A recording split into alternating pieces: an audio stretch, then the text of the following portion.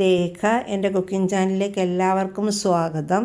ഇന്നത്തെ റെസിപ്പി രസകാളനാണ്. അതിന് വേണ്ടിയിട്ട് ഇത്തിരി വലിയൊരു കഷ്ണം കുമ്പളങ്ങയും ഒരു 4 മുരിങ്ങക്കോലും എടുത്തിട്ടുണ്ട്. അതൊന്ന് അരിഞ്ഞെടുത്തിട്ടുണ്ട്.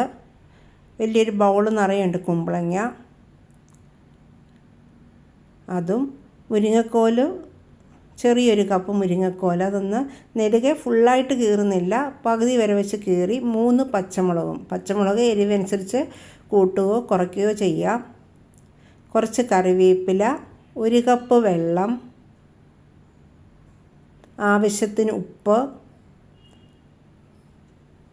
1/4 ടീസ്പൂൺ മഞ്ഞൾപ്പൊടി, ഇത്രയും ചേർത്ത് വേവിക്കാൻ വെക്കുകയാണ്. വേഗം വേകും, കാരണം മുരിങ്ങക്കോലിനും കുമ്പളങ്ങയ്ക്കും അധികം വേവില്ല.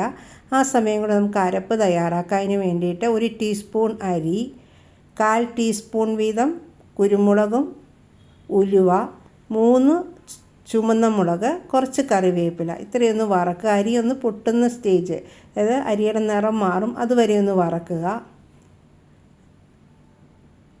അതിലേക്ക് 1 കപ്പ് തേങ്ങ, ഇത് മിക്സിയുടെ ജാറിലിട്ട് നന്നായിട്ട് അരച്ചെടുക്കണം. വെള്ളത്തിന് പകരം തൈര് തന്നെ, 500 ഗ്രാം തൈരാണ് ആകെ എടുത്തിരിക്കുന്നത്. അതിൽ നിന്ന് കുറച്ച് തൈര് ഒഴിച്ച് നന്നായിട്ട് അരച്ചെടുക്കുക.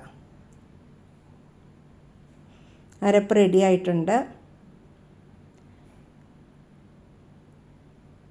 അടപ്പത്തിരിക്കുന്ന കറിയിലേക്ക് അത് ചേർക്കുക. ഈ ബാക്കിയുള്ള തൈര് ഞാനൊന്ന് അടിച്ചു വെച്ചിട്ടുണ്ട്. കറി ലോ ഫ്ലെയിമിലോ അല്ലെങ്കിൽ ഒന്ന് ഓഫാക്കിയിട്ട് അടിച്ചു വെച്ച തൈര് ഒഴിച്ചാലും കുഴപ്പമില്ല. ഇളക്കിക്കൊണ്ടേ ഇരിക്കണം, അല്ലെങ്കിൽ ഉന്തും വെള്ളവുമായിട്ട് മാറും. കണ്ടിന്യൂസ് ആയിട്ട് ഇളക്കുക. ആവി പുറത്തേക്ക് വരുന്നിടം വരെ, അപ്പം നന്നായിട്ട് ചൂടായിട്ടുണ്ടാവും, അതുവരെയാണ് പരുവം. അതുവരെ ഒന്ന് ഇളക്കിക്കൊണ്ടേ ഇരിക്കുക. ഉപ്പ് പോരെങ്കിൽ ആവശ്യത്തിന് ഉപ്പും കൂടെ ചേർക്കുക. കറി റെഡി ആയിട്ടുണ്ട്. ഇനി അതിലേക്ക് കടുക് താളിക്കണം. അതിന് വേണ്ടിയിട്ട് 1 ടീസ്പൂൺ വെളിച്ചെണ്ണ, 1 വറ്റൽമുളക് എടുത്തിട്ടുണ്ട്, കുറച്ച് കടുക്, പൊട്ടുമ്പോൾ കറിവേപ്പില. ഇനി സ്റ്റൗ ഓഫാക്കിയിട്ട് അതിലേക്ക് 1/2 ടീസ്പൂൺ മുളക് പൊടിയും 1/4 ടീസ്പൂൺ ഉലുവാപ്പൊടിയും 1/4 ടീസ്പൂൺ മഞ്ഞൾപ്പൊടിയും ചേർക്കുക. എന്നിട്ടത് കറിയിലേക്ക് ഒഴിക്കുക. രസകാളൻ റെഡി ആയിട്ടുണ്ട്. Thank you.